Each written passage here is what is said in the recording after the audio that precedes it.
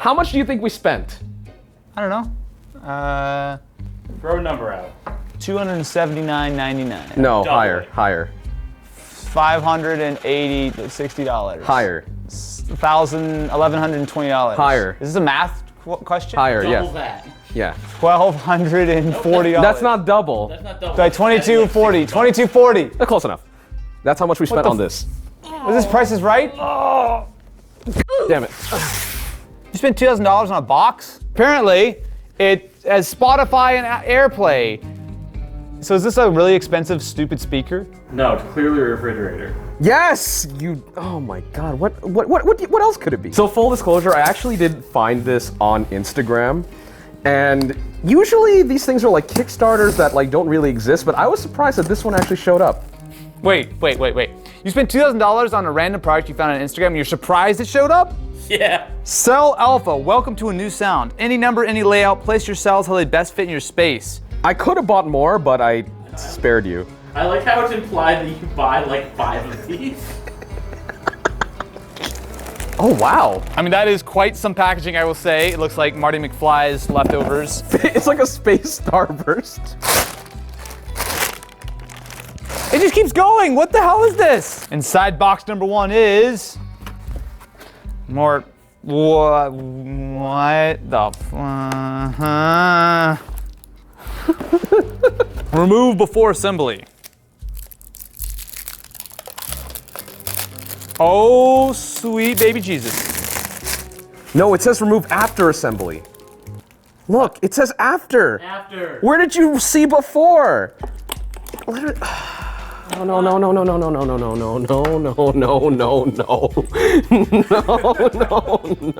How can you be so criminally bad at this? Before you, I need to do another Doesn't it need to TikTok. go through here? Oh yeah, you're right. Yeah, how can you be so criminally bad at this, Ken? Fair enough. The Triphone, a 3-horn system, projects sound with pinpoint accuracy. Single point source, all sound emanates from the core, delivering unmatched clarity and perfect timbre. All right, is everyone ready? We're about to start a sound check. I don't know what's about to happen. I have big expectations. Start sound check now. It is updating software, never mind. I am ready for the oral experience that we're. You're about to experience some oral bliss, friends. Oral! Oral bliss is on the way. Oral. Apologies to everyone at home. I'm about to play copyrighted music, so editing, please put on some friendly, royalty-free music so everyone can see how great this sounds. Oh, wait. No. There's a royalty-free track we can actually listen to all together, okay?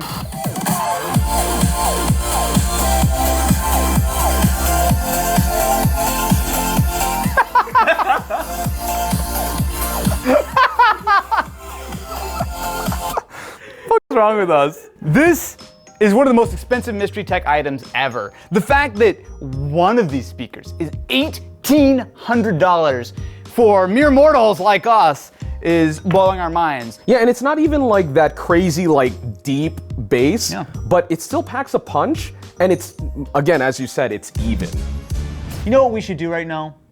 We should all take a moment and appreciate mystery. Because you know what we don't have enough in the world? Mystery. Wasn't enough for you? Oh my god! It sounded way better in my. I don't know why it sounded way better. Boy, what the fuck? Is that a F1 wheel? It's not. Did you break it? Did you break the wheel? No, it came like that. Did you drop the wheel? Really hard? I dropped the wheel sideways, and by me, I meant Sergio Perez. Can I ask?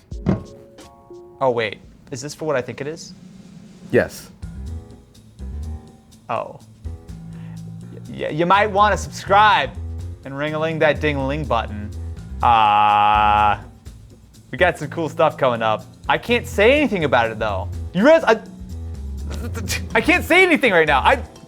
I will be very subtle with my euphemism.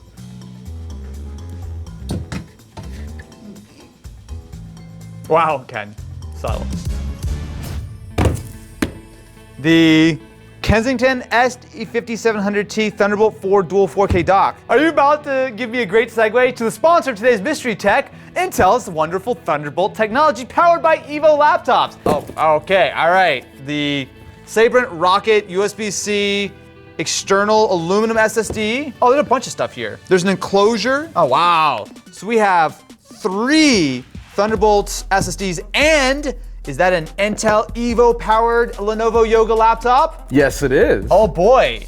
Okay, so there's a lot to break down here. So you're probably familiar with Thunderbolt. This is a technology developed by Intel that's been through many iterations, but essentially it is sort of like the ultimate port, because with a single Thunderbolt port, not only can you power your device, but you also have 40 gigabits per second throughput. So with my dock, I can do dual 4K displays or an 8K display on top of all the other nonsense thing I plug in.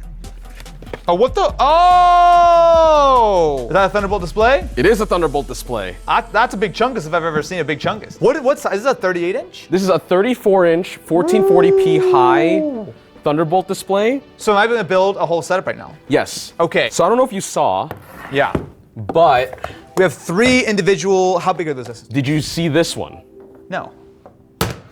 8 terabytes over Thunderbolt SSD? So they're rating just under 3,000 megabytes per second. Wow. So it will go down to USB, but obviously you get the best speeds with Thunderbolt. 2,700 megabytes per second. That is extremely fast. Wow. So wait, so this is an 8 terabyte, 2 terabyte, and 2 terabyte. That sounds like it'll be great for like video editing. So we're gonna start out with the dock. So we have the Thunderbolt in, we have USB-A SD card and headphone jack, as well as a little power button. But on the back, we have 3 more Thunderbolt ports, so we can load it up with SSDs. We have Ethernet and a bunch more 10 gig USB 3.0 ports. Okay, so this is a great place to start. So one of the nice things about Thunderbolt is that it is essentially the do-everything port. So with a single cable, I'm gonna plug in this Yoga laptop, which of course is Evo certified.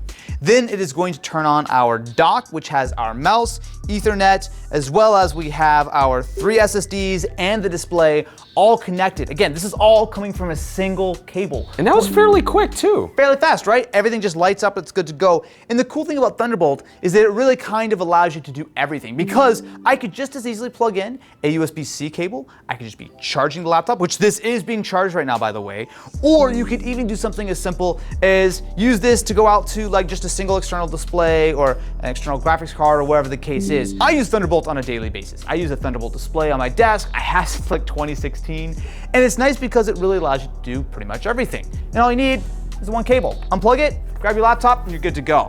I mean, it's hard to argue with that. Wait, I'm not done. I was about to walk off, I'm not done yet. So if you'd like to know more about Intel's fine Thunderbolt technology, their Evo laptops, and of course the wide variety of accessories that are available for them, definitely be sure to go check that out at the link in the description. And huge shout out to Intel for sponsoring this episode of Mystery Tech. Just lay it on me. What? Just lay it on me. Lay it on? No. Lay what on you? I'm not laying on you. Throw it my way. Wing it. I have hid the product that you're gonna take a look at somewhere in the room, and you have to find it. It's in your hand, I see it. No, this is a different product. No, there's not. You're tricking me. I see a product in your hand right now. You want me to look around the set? You just tricked me. That was a duplicitous move. These are the AirPods 3. They look like AirPods Pros. I am skeptical because while the upgrades to the AirPods 3, you know, having the new design and whatnot are cool, spatial audio, these retail for $180. At that kind of price, you can get a lot of headphones that have active noise cancellation, like the Beats Studio Buds that I've reviewed on Mystery Tech previously, which I actually really like. But one of the things I'm probably most excited for is, well, that's a small case, is the sound quality, because supposedly these AirPods sound better.